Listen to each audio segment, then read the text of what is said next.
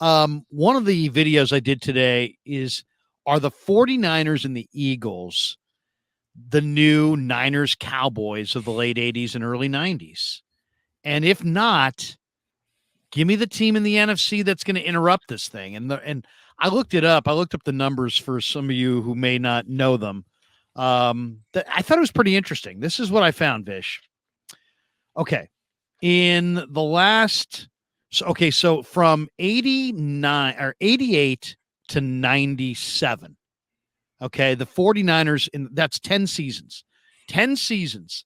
The Niners or the Cowboys were in the NFC Championship game, one or the other, 8 of the 10 seasons. 1 year was Washington, Detroit. 1 year it was Green Bay, Carolina. Every other year between 88 and 97, it was either the Niners or the Cowboys or both in the NFC title game. And of course, we know 92, 93, 94, the Niners faced the Cowboys 3 straight years. But now, here we go, fast forward to the present. Niners lose the NFC Championship game to the Rams 2021. They lose the NFC Championship game to the Eagles 2022. Are we on the verge of a decade-long Niners versus Eagles, Eagles versus Niners? Is that going to be like Niners Cowboys in the 80s and 90s, Niners Eagles? And if not, give me the team that's going to get in there instead of Niners or Eagles. Yeah, so I'm going to go with no. No, you're going to go with no. Now, yeah, right now it's hard to find that other team, right? Because you look at both these rosters, they're built to win for at least the next couple of years, and they're loaded. They are loaded from top to bottom. But the one distinction that when you bring up the Niners Cowboys from the 80s is both teams had stability at quarterback. Niners had Steve Young, who won multiple MVPs in the 90s, and the Cowboys had, former number 1 overall pick Troy Aikman, who was their guy at quarterback. The Eagles paid their guy. They know who their guy is. I cannot project it. The Niners are a year-to-year team to me in how I project them until I know who their long-term solution is at quarterback, because we've never seen teams that have extended, 4, 5, 6, 7 years of success when they have a different guy basically starting at quarterback every year, every other year. And so as long as that exists, it becomes very difficult for me to project the Niners' future. Whether that's Trey Lance this offseason, taking the ascension that Niners fans and everybody hoped was going to take when they drafted him, whether it's Purdy coming back from injury and cementing his status as the 49ers starter because he plays the same exact way he played for 8 games last year. I need one of those things to happen before I project the Niners going forward. Like right now, I think they can be a very good team next year, but then the year after that, given how the roster is laid out, given who they're going to have to pay, given that Trent Williams' future seems a little bit hazy on when he could or couldn't retire, I think there's a few financial decisions that they have to make as well. And just the attrition of the NFL, it's tough for me to project the Niners as a great team in 25 and 26 unless I know, hey, Brock Purdy came back from injury. He's going to be a good quarterback. He started now, 15 games for the 49ers, and he's looked, like a franchise quarterback for 15 starts. Or Trey Lance had an outstanding offseason. Trey Lance looks like the guy that was the 3rd pick in the draft. He looks like he's going to be the guy. And I think John Shoup hits it exactly. They're going to have turnover with their roster in the near future.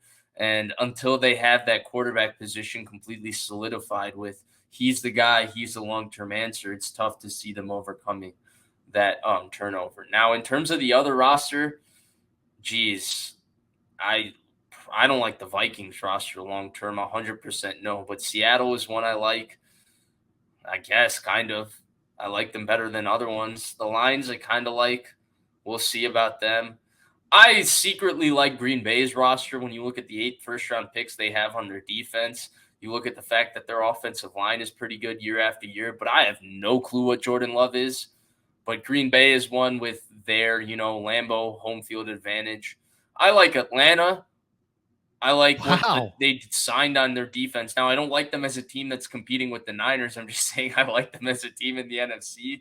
I like Desmond Ridder, really. Well, there's the problem, Larry. How am I supposed to get on that? So it really puts you in a precarious situation to pick against anything against other than the Niners and Eagles, but sure. Randy Daytona says, I like the Falcons for some reason. I I do like think, the trio of Bijan, Kyle Pitts, and Drake London, and I like okay, Arthur Smith a lot. I like okay. Arthur Smith a lot. Uh, look at this. 205. Vish hella negative. What? Oh Yeah, yeah, Vish is super I'm a negative. negative Nelly. Negative Nelly. No, I would say, yeah, it's Niners Eagles. Here's why. Dallas has got some talent, but Prescott's sub 500 in the playoffs, and I don't believe in him.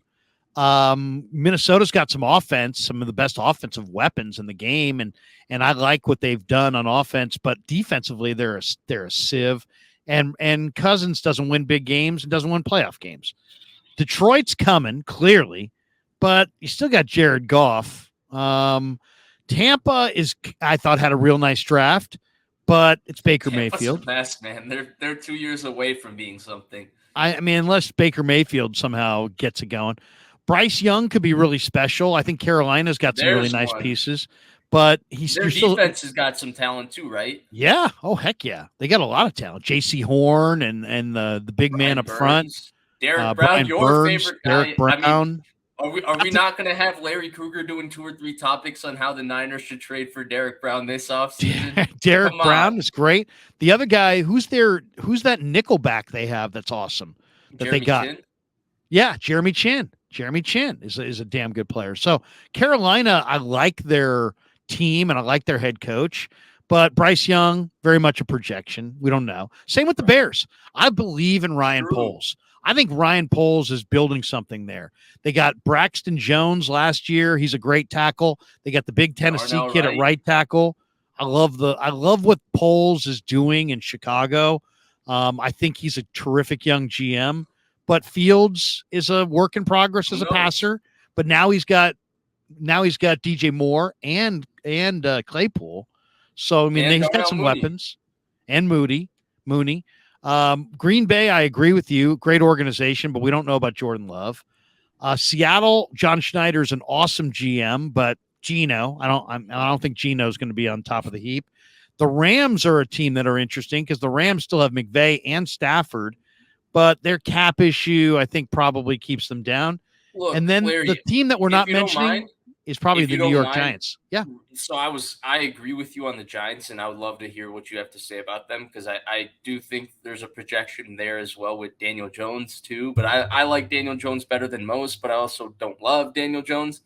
But the Rams are interesting to me because you think if they have healthy Donald, healthy Kupp, healthy Stafford with McVay in such a bad NFC, they could possibly sneak into the back end of the playoffs, right, as a 7 or 6 seed. But again, when we're talking about these teams at least competing with the Niners next year, none of them looked equipped to compete with the Niners Eagles next year for sure. But long term, Larry, do you really believe that this is going to be Niners Eagles the way it was Niners Cowboys for 5, 6, 7 years? I do, just because I have that much a belief in Howie Roseman and the momentum that the Eagles have putting together. And I think that the combination of Lynch and Shanahan, the Niner thing's totally predicated on either Trey's the guy or Brock's the guy. If neither is the guy, then no. But if either is the guy, then yes. And I think either one of those guys could be the guy. And I think Lynch, the more I go on in time, the more I think John Lynch is a damn good GM. I really believe that. The Niners are pretty freaking stacked. It's a good roster.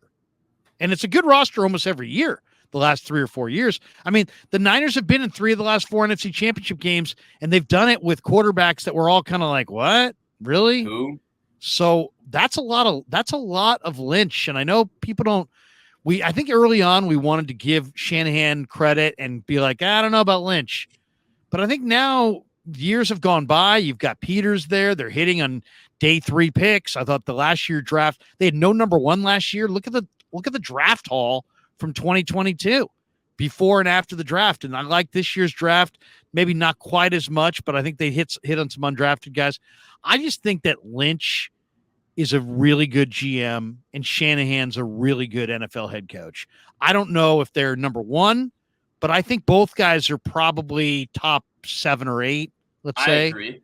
For sure. For sure. And that combination with what the Eagles have going momentum wise, and then the other thing is, it's partially my statement about the Niners and the Eagles, but it's partially my pessimism about the rest of these guys. I mean, I got to see a quarterback that I really believe in to sit there. I mean, Jalen Hurts is a force. Prescott's not. Kirk isn't. Goff's not. Mayfield's not. Justin Fields, I don't know. Jordan Love, I don't know. Bryce Young, I don't know. The one team that I think is maybe should not be overlooked that could interrupt this is the New York Football Giants, because I think it's a good organization, and it kind of reminds me a little bit of Harbaugh hooking up with Alex Smith. You get Dable with Danny Dimes. You get a lot of similarities there, and I think New York could be that one. Chicago could interrupt this because they're the one team. If Fields continues to ascend rapidly, he's a big play guy, and if you give him weapons and a good surrounding cast, and I think Poles is a terrific GM, I would say it's Niners Eagles, and if it's not Niners Eagles, it's because the New York Giants or the Chicago Bears got in there. That would be my thought on it. I agree with you, but I do think a lot of our rejection of, quarterbacks like Dak Prescott and Geno Smith and Kirk Cousins, who hover around the top 10, 11, 12 quarterbacks in the sport, is because the Niners own that style of quarterback on defense. But at what point is attrition going to catch up with the Niners defense too, right? They've had 4 years in a row as a top 5 defense. The only other 2 teams that have had 4 years in a row as a top 5 defense was the Tampa Bay Buccaneers. They had 4 years as a top 5 defense. They fell off year 5. The other one was this Legion of Boom Seattle Seahawks. They had 5 years as a top 5 defense in the sport, and the 6th year they fell off. Obviously, the Niners, Warner and Bosa are still young. They just signed Javon Hargrave, who's a stud. Hufanga was just a first-team All-Pro. It's young, it's talented, it's fantastic. We really do expect this defense to continue remaining excellent. But we've not seen longevity from a defense in a while to this extent. At what point does attrition catch up? I don't know, and that's where projection becomes very difficult with the Niners long-term, because the safest long-term projection in the sport of football has always been consistent quarterback play, right? It's always been that. And with the Niners, like you said, there's a belief that Purdy could be the guy, Lance could be the guy, but we don't know that yet. And right now, a lot of our projection looking at the other teams in the NFC is that, hey, the Niners defense is so good that none of these teams can do anything against them with these quarterbacks, right? You bring up a Justin Fields, not because Justin Fields is some star quarterback. It's simply because the projection of those physical traits and the playmaking ability that comes with that, and seeing guys that are physically just overwhelmingly capable of making plays off schedule, and what that's done to the Niners defense over the last 5 years, whether it's the Josh Allen, the Patrick Mahomes, even Carson Wentz has given this defense a lot of trouble just because of his size and his physical capability to make plays. Fields, in fact, week 1, where he didn't play so well for 95% of the game, made 2 really, really good plays off schedule that were kind of the difference in a crappy game in crappy weather. And so I completely understand what you're saying, Larry, and I agree with you, but I find it difficult to project the Niners defense to be successful beyond just, hey, they're going to be good next year. Just knowing the history of the sport of football and seeing what's happened to defenses over time.